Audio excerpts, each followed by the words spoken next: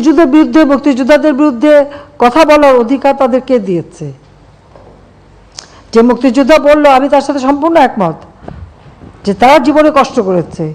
মুক্তিযোদ্ধার নাতি, সে ভোট দিয়েছে মুক্তিযুদ্ধ কোটা ইউনিভার্সিটিতে, উনিও বলেন কোটা থাকবে না। তো বেটা তুই তাহলে পদে চলে আয়, পড়াশোনার দরকার নাই।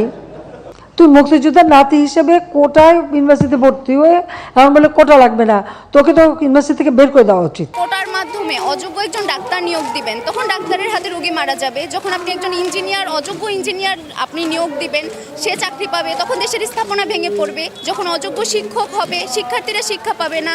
অযোগ্যরা যখন দেশের বড় বড় জায়গায় যাবে, দেশ দুর্নীতিতে ভরে যাবে, তারা সঠিক সিদ্ধান্ত নিতে পারবে না, দেশ নষ্ট হয়ে যাবে, দেশ স্বৈরাচারে ভরে যাবে। আমি যদি প্রথমে কোটার সংজ্ঞায় যাই, কোটা হচ্ছে যারা অনগ্রসর জনগোষ্ঠী তাদের জন্য। স্বাধীনতার 53 বছরে এসে মুক্তিযোদ্ধার পরিবার বা তাদের নাতি নাতনিরা অনগ্রসর জনগোষ্ঠীর আওতায় পড়ে না যে তাদের কোটা প্রয়োজন হচ্ছে। স্বাধীনতার 53 বছরে মুক্তিযুদ্ধের পরিবারকে এই 53 বছরে যত ধরনের সুযোগ সুবিধা দেওয়া হয়েছে, এরপরে কোনোভাবেই মুক্তিযোদ্ধার পরিবার অনগ্রসর নয় যে তাদের কোটার প্রয়োজন হবে। কিন্তু বললাম, প্রধানমন্ত্রী আমাদেরকে হাইকোর্ট দেখাচ্ছেন, আমরা প্রধানমন্ত্রীকে সংবিধান দেখাচ্ছি।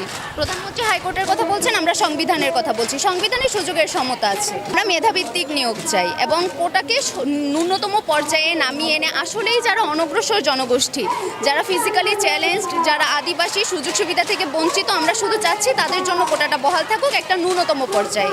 আর যেহেতু আমাদের আন্দোলনটা যৌক্তিক, তো অবশ্যই মেনে নিতেই হবে।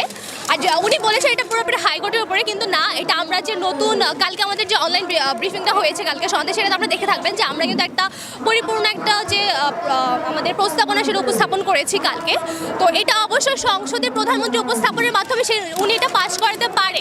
তো যতদিন যেহেতু এই সক্ষমতাটা আছে যে উনি এটা পাশ করতে পারবে না আমাদের সংসদে, আমাদের নতুন যে প্রস্তাবনাগুলো, পূর্ণাঙ্গ প্রস্তাবনাগুলো, তো অবশ্যই আমাদের শুধু হাইকোর্টের ব্যাপার না, আন্দোলনে এই সরকার চাইলে এটাকে পরিবর্তন করতে পারবে। তো যতদিন পর্যন্ত আমরা এটা পূর্ণাঙ্গ সমাধান না পাচ্ছে, ততদিন পর্যন্ত আন্দোলন কার্যক্রম চালিয়ে যাবো।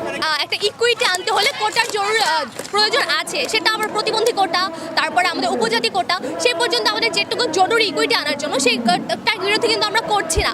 আমরা যেটা করছি সেটা হলো, হ্যাঁ, মুক্তিযোদ্ধা সন্তানের কথা ছিল, মুক্তিযোদ্ধা সন্তান পর্যন্ত সেটা ঠিক ছিল, কিন্তু তার নাতিপুতি পর্যন্ত এটা আসলে অযৌক্তিক।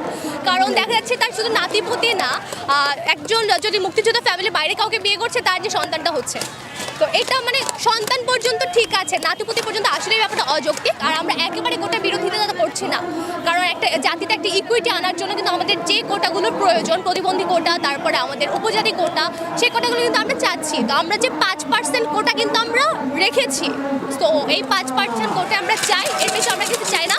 আর আমি একজন নারী হিসেবে তো নারী কোটা বর্জন করছি, কারণ এখন যেহেতু আমাদের যে দেশের প্রধানমন্ত্রী একজন নারী, মানে স্পিকার একজন নারী, বিরোধী দলের নেত্রীগুলো যখন একজন নারী, তখন নারীর ক্ষমতা নাই বা নারী পিছিয়ে আছে, এটা একেবারে অযৌক্তিক একটা কথা। তো সেই জন্য আমি নারী কোটা তো বর্জন করছি।